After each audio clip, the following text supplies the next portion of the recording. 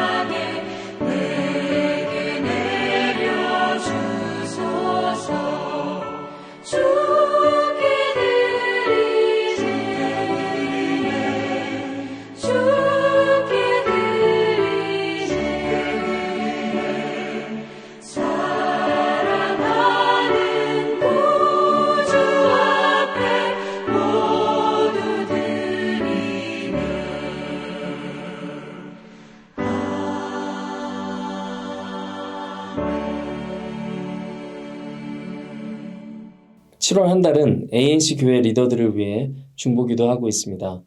오늘은 1대1 GCL 양육 리더들을 축복하시고 더 많은 주님의 제자들을 세우는 자가 되게 하소서, 이 제목으로 이 시간에 함께 기도하겠습니다. 참 좋으신 하나님, 7월 한 달간 우리 교회 리더십들을 위해 기도하게 하시니 감사합니다. 특별히 오늘은 1대1 또 GCL 양육자들을 위해서 기도합니다. 이들이 동방자들을 맡아 양육할 때마다 그들을 또 다른 하나님 나라의 리더로 세울 수 있도록 말씀의 은사와 가르치는 은사를 허락하여 주시옵소서. 부활하신 주님의 1대1 사역에 동참함으로 한 영혼을 귀하게 여기는 마음을 허락하여 주시고, 복음적인 삶을 가르칠 때마다 양육자들이 먼저 복음적인 삶을 더 깊이 깨닫는 은혜를 허락하여 주시옵소서. 이제 주님 주시는 말씀을 듣습니다. 오늘 우리에게 주시는 이 말씀이 우리의 삶을 터치하도록 성령님께서 각 사람의 심령마다 임재하여 주시고, 이 말씀을 우리 삶에 한 가지라도 적용하여 하루가 지날수록 주님을 더 닮아가는 우리 모두 되게 하여 주시옵소서. 예수님의 이름으로 기도드립니다. 아멘. 오늘 우리에게 주시는 하나님의 말씀은 사사기 13장 15절에서 25절까지 말씀입니다. 함께 읽겠습니다. 마노아가 여호와의 사자에게 말하되 구하옵나니 당신은 우리에게 머물러서 우리가 당신을 위하여 염소 새끼 하나를 준비하게 하소서 하니, 여호와의 사자가 마노아에게 이르되 내가 비록 나를 머물게 하나 내가 내 음식을 먹지 아니하리라. 번제를 준비하려거든 마땅히 여호와께 드릴지니라 하니 이는 그가 여호와의 사자인 줄을 마노아가 알지 못함이었더라. 마노아가 또 여호와의 사자에게 말하되 당신의 이름이 무엇이니까? 당신의 말씀이 이루어질 때에 우리가 당신을 존귀히 여기리이다 하니 여호와의 사자가 그에게 이르되 어찌하여 내 이름을 묻느냐? 내 이름은 기묘자라 하니라. 이에 마노아가 염소 새끼와 소재물을 가져다가 바위 위에서 여호와께 드리매 이적이 일어난지라. 마노아와 그의 아내가 본즉 불꽃이 제단에서부터 하늘로 올라가는 동시에 여호와의 사자가 제단 불꽃에 휩싸여 올라간지라. 마노아와 그의 아내가 그것을 보고 그들의 얼굴을 땅에 대고 엎드리니라.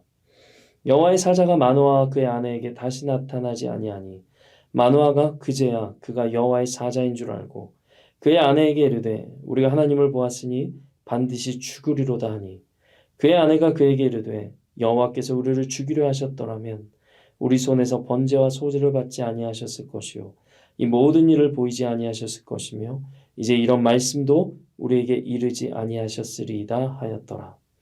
그 여인이 아들을 낳음에 그의 이름을 삼손이라 하니라. 그 아이가 자라매 여호와께서 그에게 복을 주시더니 소라와 에스다올 사이 마하네단에서 여호와의 영이 그를 움직이기 시작하셨더라. 아멘. 응답 이후의 예배라는 제목으로 하나님 말씀 증거하겠습니다. 어제 본문에서 마노아는 아내를 통해 전해들은 하나님의 말씀을 자신도 컨펌받기를 원했습니다.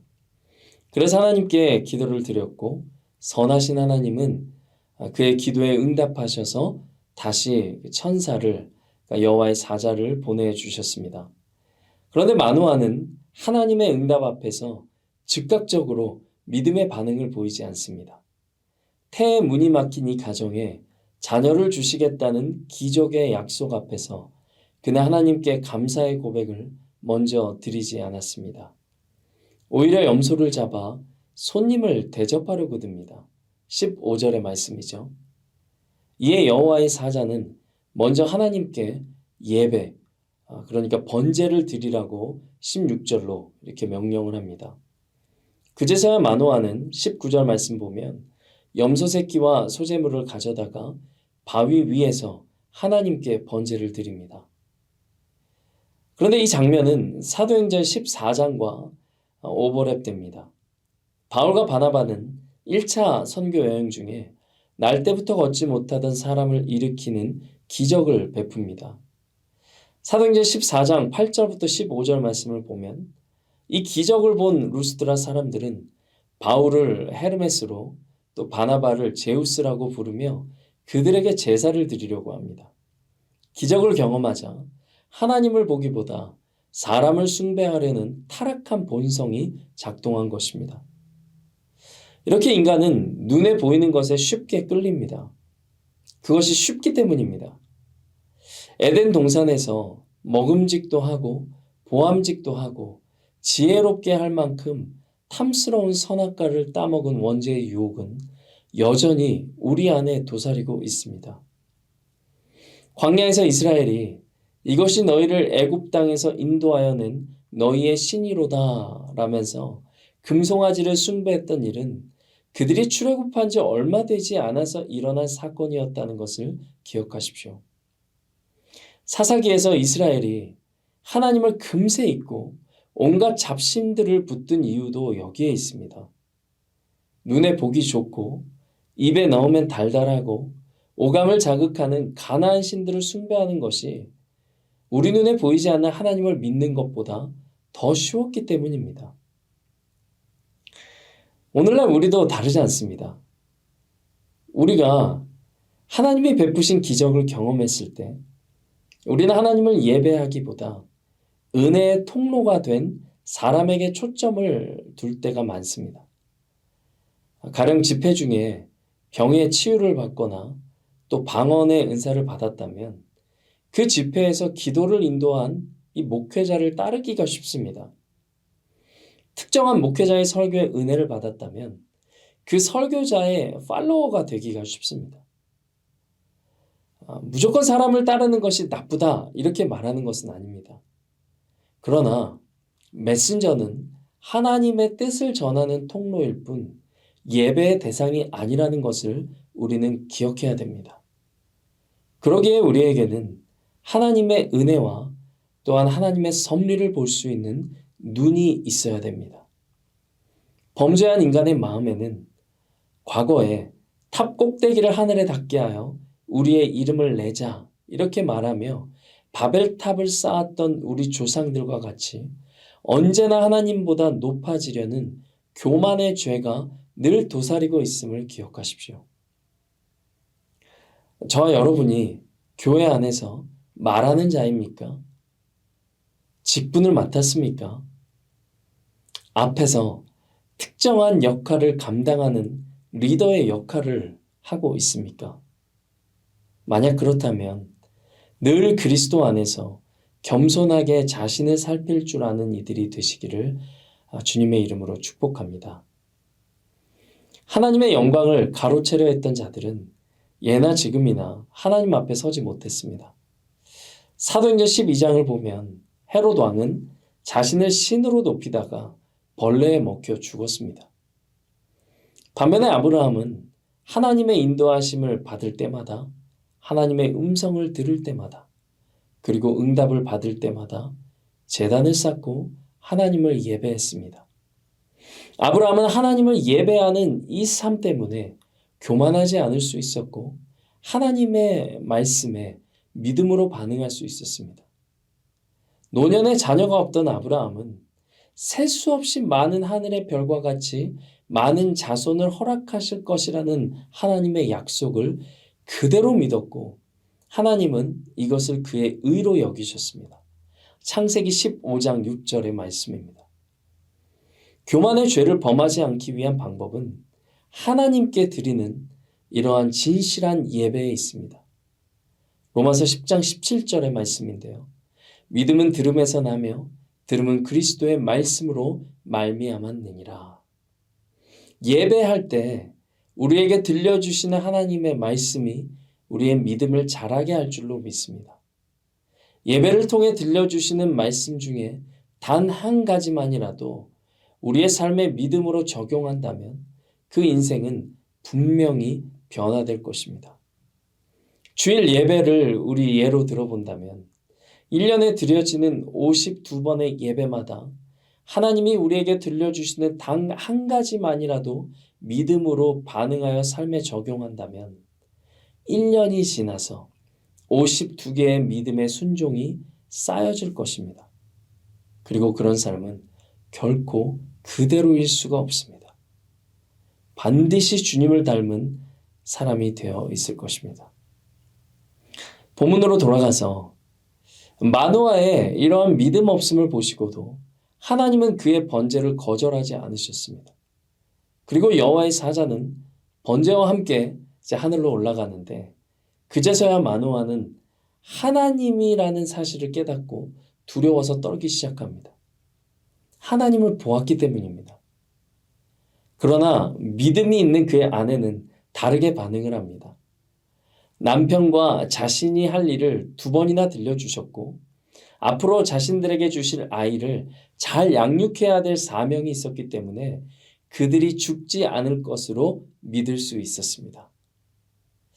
오늘 우리가 이 땅에 발을 붙이고 살아가는 이유가 여기에 있다고 믿습니다. 하나님이 우리에게 맡기신 사명이 있습니다. 삼손을 낳아서 나실인으로 키워야 했던 마노아 부부처럼 우리도 지금 이 시간 왜 이 땅에 있는지, 왜 이 직장을 다니는지, 왜 이 사업을 하고 있는지, 왜 이 교회에 속해 있고 왜 이 가정을 지켜야 하는지를 하나님께 묻고 또 물어야 됩니다. 하나님은 우리를 자기의 형상대로 창조하셨습니다. 그러기에 그 누구 한 사람도 목적 없이 지으시지 않으셨습니다. 그래서 우리는 말씀을 읽어가며 고민해야 됩니다. 기도하면서 우리를 향하신 하나님의 뜻을 찾아야 됩니다. 하나님을 예배하는 중에 우리 인생을 향한 하나님의 음성을 듣고 그 목적을 분별해야 됩니다. 아내에게 하나님의 뜻을 전해들은 마노아는 자신도 컨펌받고 싶어서 하나님께 기도했습니다. 그리고 그 기도를 하나님은 거절하지 않으셨습니다. 구하는 자에게 후히 주시고 꾸짖지 않으시는 하나님을 오늘 우리도 꼭 붙드시는 모두 되시기를 주님의 이름으로 축복합니다. 네, 오늘 말씀 들은 것 놓고 우리 함께 기도하겠습니다. 사랑과 은혜가 풍성하신 하나님, 우리 삶에 응답하신 주님의 은혜가 너무나도 많은데 주님을 예배하지 않고 사람을 바라볼 때가 참으로 많았습니다. 기적보다도 기적을 주신 주님을 사랑하게 하시고 은혜의 통로보다 은혜의 근원이 되시는 하나님을 예배하는 자가 되게 하여 주시옵소서. 응답받은 이후에 예배로 하나님 앞에 반응하며 순종하는 믿음 또한 허락하여 주시옵소서. 오늘 예배 가운데 간절한 마음으로 주님 앞에 나온 심령들이 있습니다. 주님께 올려드린 기도 제목들마다 응답받는 놀라운 일들이 일어나게 하여 주시고 하나님의 음성을 듣는 이 새벽 예배의 시간이 되게 하여 주시옵소서. 감사드립니다. 예수님의 이름으로 기도드립니다. 아멘. 이제 갖고 계신 기도 제목들 가지고 주님 앞에 나아가겠습니다. 복된 하루 되시기를 바랍니다.